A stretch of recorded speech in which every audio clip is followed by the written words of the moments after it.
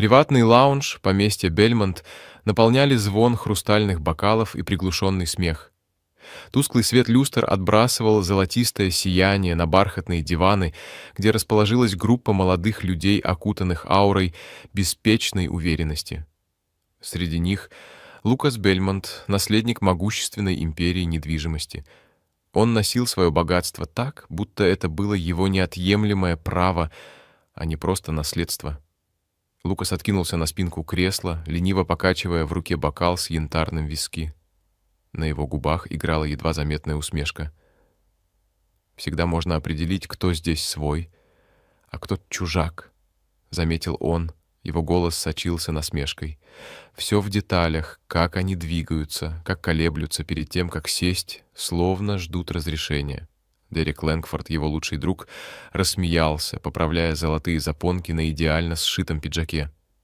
Именно поэтому благотворительный бал — идеальное событие. Не столько ради помощи, сколько ради напоминания людям об их месте.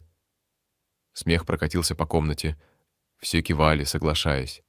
Бал собирал элиту, политиков, магнатов, потомков старых богатых династий.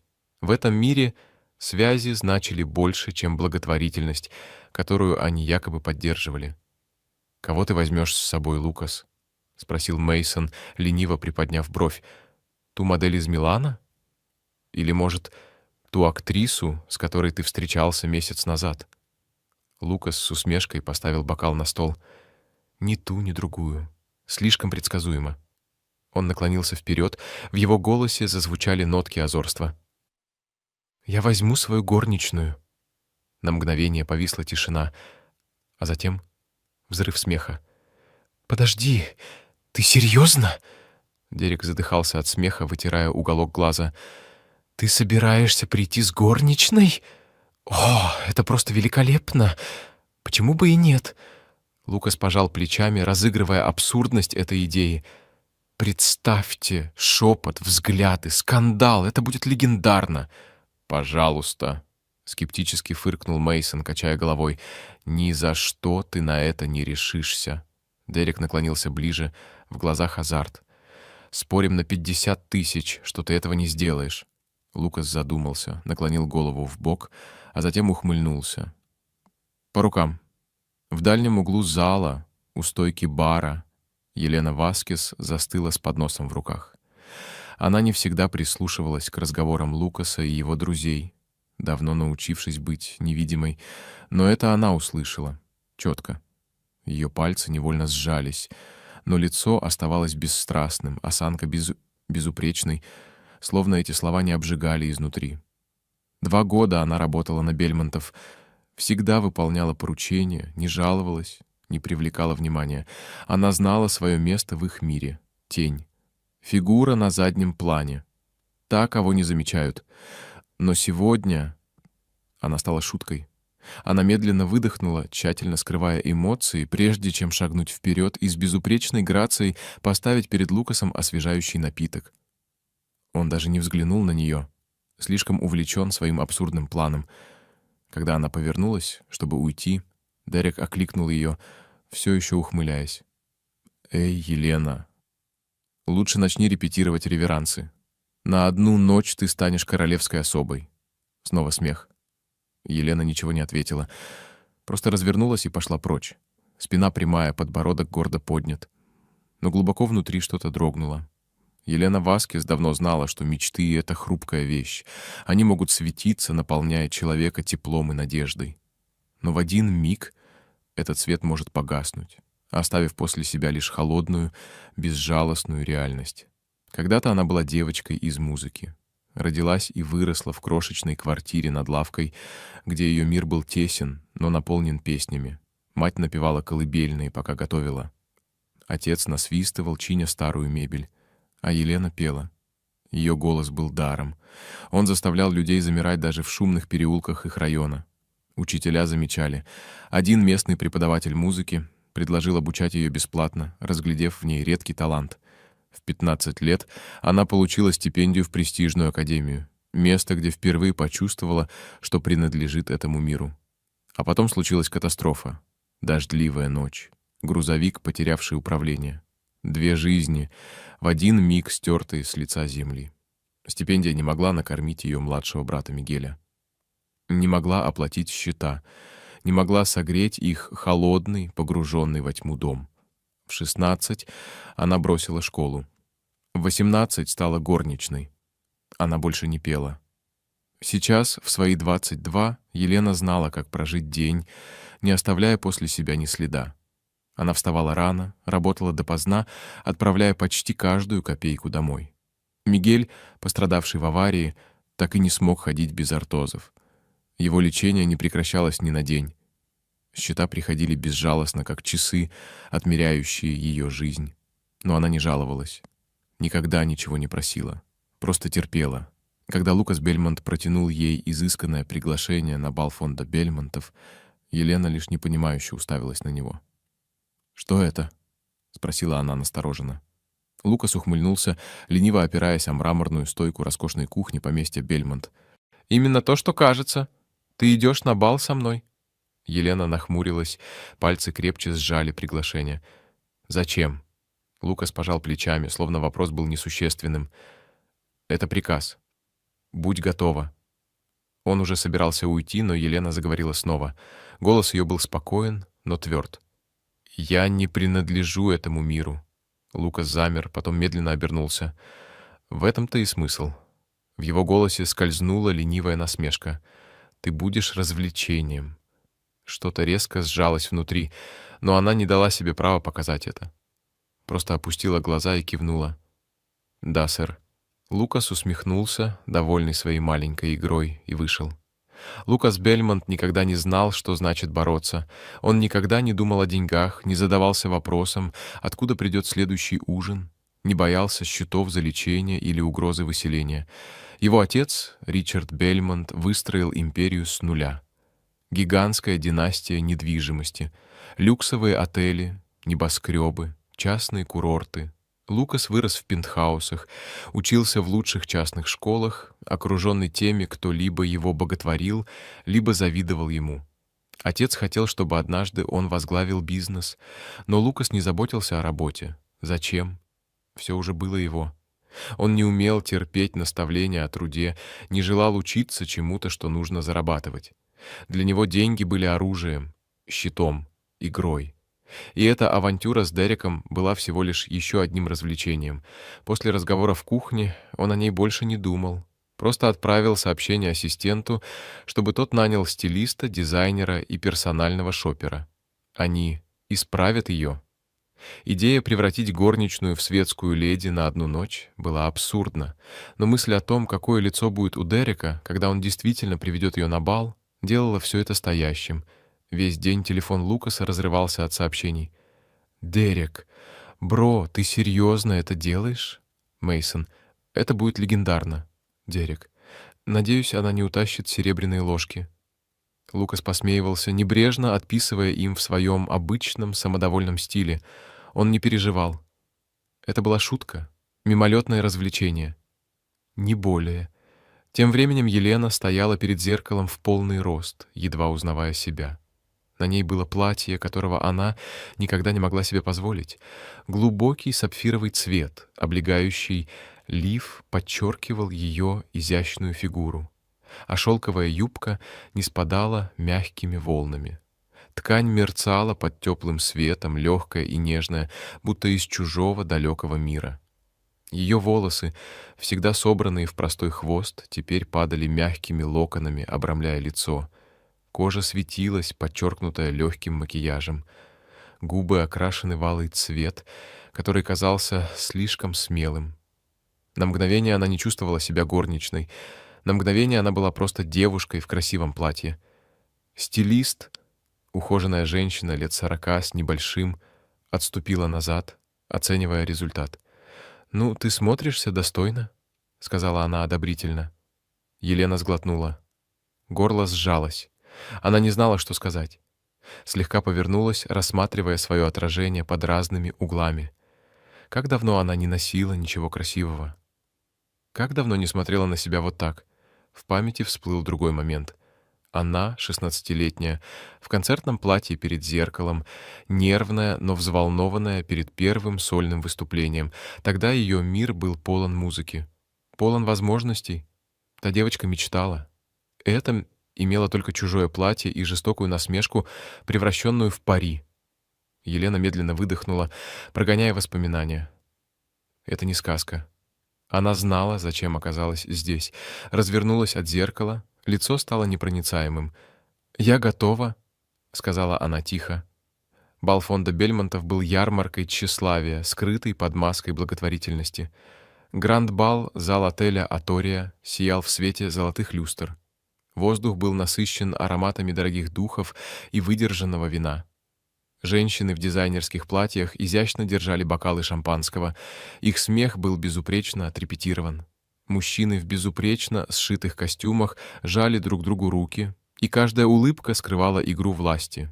И в этот мир Елена Васкес вошла в зал, чужая в мире богатых, укутанная в чужую роскошь. Рядом с Лукасом она казалась гостем из другого измерения. Ее пальцы были сжаты в кулаки, но осанка оставалась безупречной. Сердце гулко билось в груди. Стоило им переступить порог, как разговоры стихли, взгляды скользили по ней, оценивая, изучая, осуждая, а затем последовали шепоты. Тихие, но достаточно острые, чтобы ранить. «Кто это?» — Лукас Бельмонт привел. «Горничную? Должно быть какая-то жалкая благотворительность. Как забавно». Елена держала лицо бесстрастным, хотя каждой клеткой чувствовала этот ледяной взгляд толпы. А Лукас? Он был расслаблен. С его лица не сходила самодовольная ухмылка. Он купался в этом внимании, наслаждался эффектом, который произвел. Он вел ее вперед. Одна рука небрежно сжимала стакан виски, другая легко касалась ее спины, будто направляя. Но Елена знала правду. Это не была забота. Это был жест собственника. Демонстрация. «Расслабься», — прошептал Лукас с ухмылкой, наклоняясь ближе. В его голосе скользнуло ленивое развлечение. «Ты творишь историю, Елена?» Она промолчала. Только ногти сильнее вонзились в ладони, когда они начали спускаться по величественной лестнице в главный бальный зал. И тут раздался знакомый голос. «Ну, кого это к нам занесло?» Дерек Лэнгфорд стоял у бара, усмехаясь, медленно потягивая свой напиток. Он оглядел Елену с головы до ног. Слишком медленно. Достаточно долго, чтобы это стало оскорблением. «Лукас, ты и вправду это сделал?» Лукас зазвенел бокалом, а его стакан, ухмылка на губах стала еще шире. «Я же говорил, я не отказываюсь от вызовов». Рядом Мейсон, еще один из их богатой компании, фыркнул от смеха. «Черт! Мне почти жаль ее». Он покачал головой, разглядывая Елену с презрением. Она даже выглядит так, будто верит, что принадлежит этому месту. Что-то холодное сжало ее желудок, но она не дала себе права показать это. И тут раздался другой голос, низкий, бархатный, властный. «Ну, господа, мадам Эвелин Уинслоу, хозяйка вечера, влиятельная светская львица». Она скользнула в их круг. Осанка идеальна, движения точные и безупречные, словно вычисленные до миллиметра. На ней было платье, цена которого могла бы прокормить семью Елены годами. Она едва удостоила ее взглядом. Глаза Эвелин были прикованы к Лукасу. Губы, выкрашенные в безупречный кармин, изогнулись в улыбке. Но улыбка эта не была доброй. «Смелый выбор, дорогой!» Голос ее был мягок, но в нем таилось нечто острое, как скрытый клинок. «Но, полагаю, каждому балу нужно свое развлечение». В ответ раздался новый всплеск смеха. Лукас лишь ухмыльнулся, подняв бокал в насмешливом приветствии. А Елена? Она не изменилась в лице. Но внутри позор давил, обволакивал, душил. И тут Дерек, подогретый вниманием, склонился ближе, ухмыляясь. «Скажи, Елена, что тебе ближе? Подавать закуски или убирать тарелки?» Он сделал вид, что задумался, затем насмешливо добавил. «Хотя сегодня ты не будешь делать ни того, ни другого. Наверное, непривычно, да?» Новый всплеск смеха. Ожидание. Они ждали, что она сломается, что опустит глаза, что смущенно пробормочет что-то невнятное. Но вместо этого Елена улыбнулась. Не робко, не нервно, а спокойно и уверенно, настоящей, неподдельной улыбкой. «Знаете», — сказала она четко, не отводя взгляда от Дерека, «мне всегда казалось, что истинная суть человека проявляется в том, как он обращается с теми, кто его обслуживает». Ухмылка на лице Дерека дрогнула. Мадам Уинслоу слегка приподняла бровь, гости переглянулись. А Лукас? Он ожидал, что она сломается. Но теперь он был заинтригован. И тут голос ведущего разнесся по залу. «Дамы и господа!» Толпа обернулась к сцене. «В рамках нашего благотворительного вечера у нас есть уникальная возможность для развлечения», — объявил ведущий. «Выбранным гостям предоставляется шанс продемонстрировать свой талант на благо искусства и благотворительности». Легкое волнение прокатилось по залу. «Неожиданно!» И вдруг из толпы раздался голос. «Я номинирую гостью Лукаса». Злой смешок. Подхватили другие. Шепот превратился в гул голосов. «Прекрасная идея!» Мадам Уинслоу улыбнулась с явным интересом. Она повернулась к Елене, глаза сверкнули холодным весельем. «Ну же, дорогая, расскажите нам, в чем ваш талант». Сердце Елены грохотало в груди. Она метнула взгляд на Лукаса, ожидая, что он остановит это. Скажет, что они зашли слишком далеко. Но он лишь наклонился к ее уху и тихо прошептал: «Ну что ж, раз уж тебя позвали на сцену, дай им шоу. Выбор». Она могла бы отказаться, уступить, позволить им победить. Или она могла подняться. Вдох, выдох. Она подняла подбородок. Голос ее был тихим, но твердым. «Я буду петь». В зале воцарилась тишина. Смех испарился. Оркестр замер в ожидании. Ассистент поднес микрофон. Елена шагнула вперед. Сердце громко билось в висках. Ослепляющий свет софитов. Сотни оценивающих взглядов. Они ждали ее поражения. Но вместо этого она запела. Она чувствовала это. Презрительные ухмылки, едва скрытые за изящными бокалами шампанского. Приглушенные шепоты насмешек. Но стоя там, с чуть дрожащими руками, она ощущала нечто большее. Память. Другая сцена, другое время. Ей было 16 лет. Она стояла перед большим роялем в скромном концертном зале. Сердце колотилось не от страха, а от предвкушения. В первом ряду сидели ее родители. Их теплые улыбки, нескрываемая гордость. «Пой отсюда, Мэймор», — сказала тогда мать, мягко прижав ладонь к груди Елены. «Из сердца. Там живет музыка». Елена закрыла глаза и запела. Первая нота повисла в воздухе, как капля дождя перед бурей. Затем другая. И еще.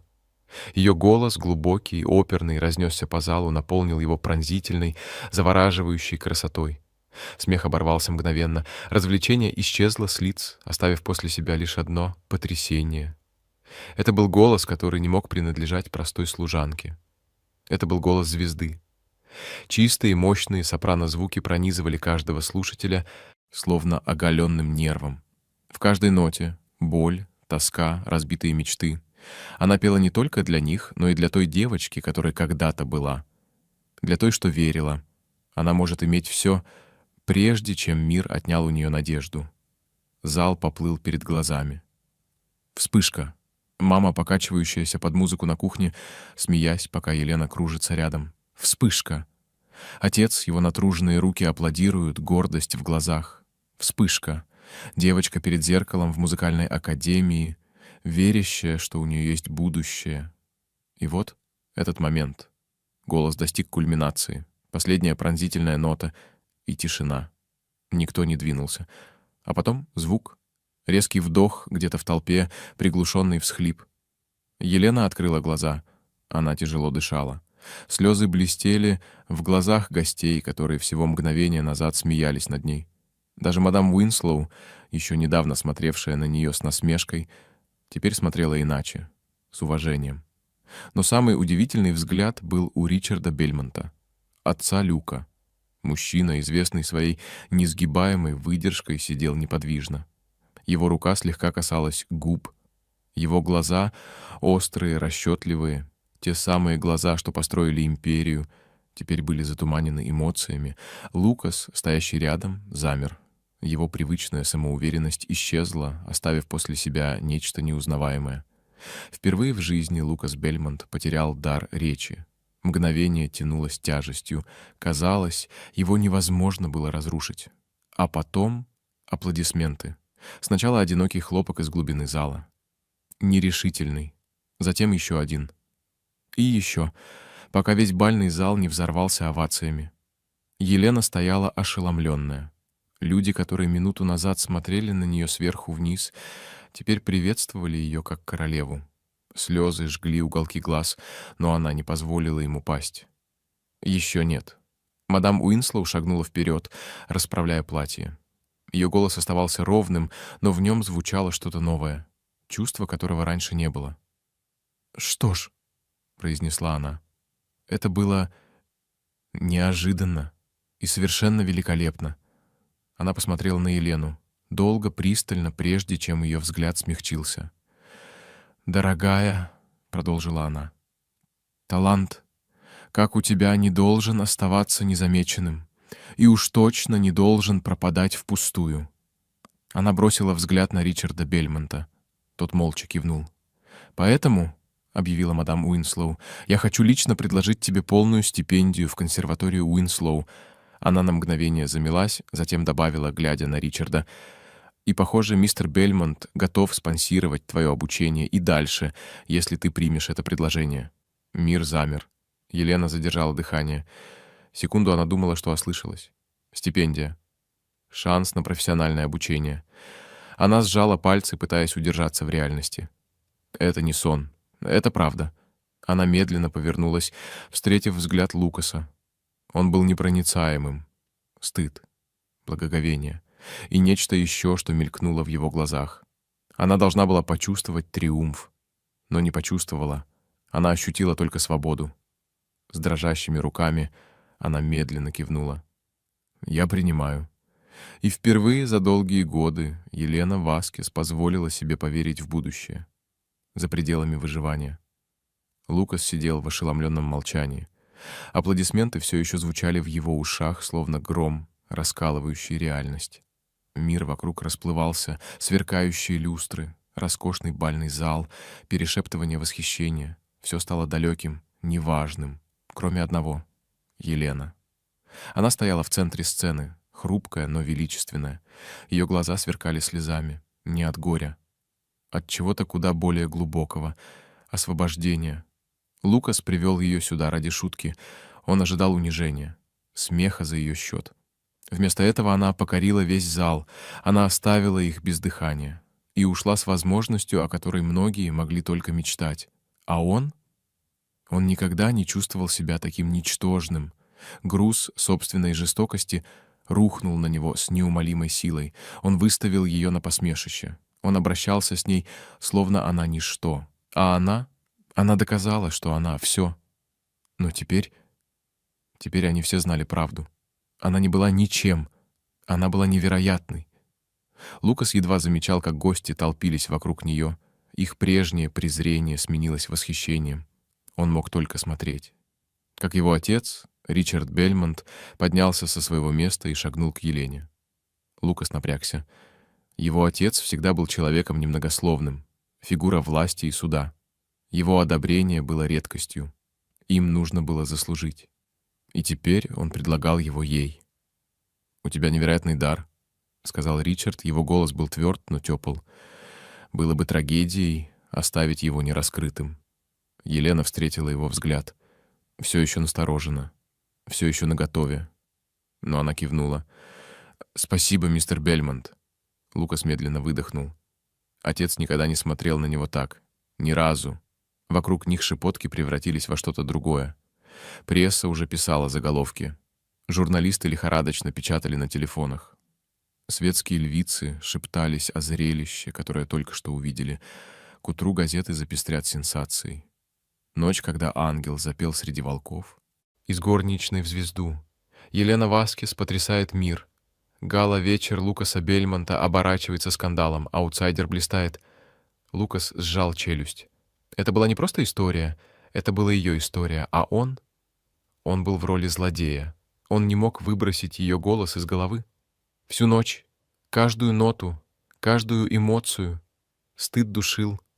Он должен был это исправить. Днем он нашел ее в саду особняка Бельмонтов. Елена сидела на скамье, ее осанка была расслабленной, но лицо оставалось непроницаемым. Она снова была в простом платье, вернувшись в реальность. Но что-то изменилось. Она все равно выглядела как королева. Лукас колебался, прежде чем шагнуть ближе. «Елена?» Он начал, его голос звучал тише, чем обычно. Она взглянула на него, просто ждала. Лукас выдохнул, нервно потеряв затылок. «Слушай, я знаю, что вел себя как настоящий мерзавец». Он сглотнул. «Нет, даже хуже. Я обращался с тобой, как будто ты не человек, и я сожалею». Елена долго изучала его взглядом, потом тихо вздохнула. «Ты правда сожалеешь?» Лукас моргнул. «За что ты извиняешься? За то, что сделал, или за то, что все это увидели?» Ее голос был спокоен, но тверд. Вопрос ударил сильнее, чем он ожидал. Он хотел сказать, что искренне раскаивается, что понял глубину своих ошибок. Но правда заключалась в том. Он не был уверен. Слишком долго его мир вращался вокруг статуса, власти и развлечений за счет других, а теперь, впервые в жизни, он ставил все это под сомнение. Но она не была обязана его прощать. И не собиралась давать ему это только потому, что он попросил. Она поднялась. Ее взгляд встретился с его неотвратимый, прямой. «Ты не можешь просто сказать «извини» и стереть все, что случилось?» Она выдохнула. «Мне не нужно твое чувство вины, Лукас. Я уже получила все, что мне было нужно той ночью». Лукас сглотнул, кивнул. «Я понимаю». Елена наклонила голову, изучая его, как будто ждала, действительно ли он осознал, а потом почти грустная улыбка. Она развернулась и ушла. Лукас остался стоять, как вкопанный. Смотрел, как она исчезает среди садовых дорожек. И впервые в жизни ощутил весь вес того, кем он был. Пустым, бездушным. Человеком, который не сделал ни одного значимого поступка. И теперь он не знал, сможет ли когда-нибудь измениться. Но впервые в жизни он хотел попробовать. Великий оперный театр был залит золотым светом. Воздух тяжел от ожидания. Гости, одетые в лучшее, что у них было, перешептывались в предвкушении. Ждали. Звезду сегодняшнего вечера. За кулисами Елена Васкес стояла перед зеркалом. Исправляла сияющее платье, которое теперь ощущалось второй кожей. Прошло несколько месяцев с той судьбоносной ночи на балу Бельмонтов. Месяцы изнурительных тренировок, бессонных ночей, безграничной преданности мечте. И вот она здесь. Она вышла на сцену. Ее сердце билось ровно. Ее цель была ясна. Оркестр взял первые ноты. Елена закрыла глаза и запела. Больше никаких колебаний, больше никаких сомнений. Только чистый голос. И он парил. Заполнял каждый уголок зала, пронзал каждую душу. И где-то в самом последнем ряду Лукас Бельмонт сидел в темноте, без VIP-места, без почестей, без желания быть увиденным. Впервые это было не о нем. Он пришел, чтобы просто слушать. Елена взяла финальную ноту. Зал взорвался овациями. Все встали. Занавес медленно опускался. На одно короткое мгновение ее взгляд поднялся к заднему ряду. Она увидела его, но не улыбнулась, не помахала, просто встретилась глазами. И в этих глазах Лукас увидел все.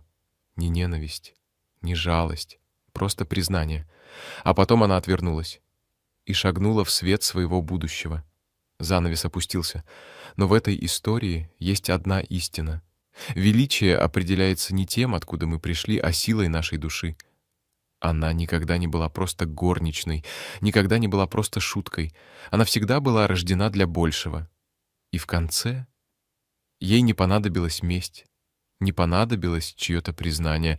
Она просто поднялась выше. А Лукас, может быть, той ночью изменился не только ее мир, может быть, изменился и он. Если эта история затронула ваше сердце, не забудьте поставить лайк, поделиться и подписаться.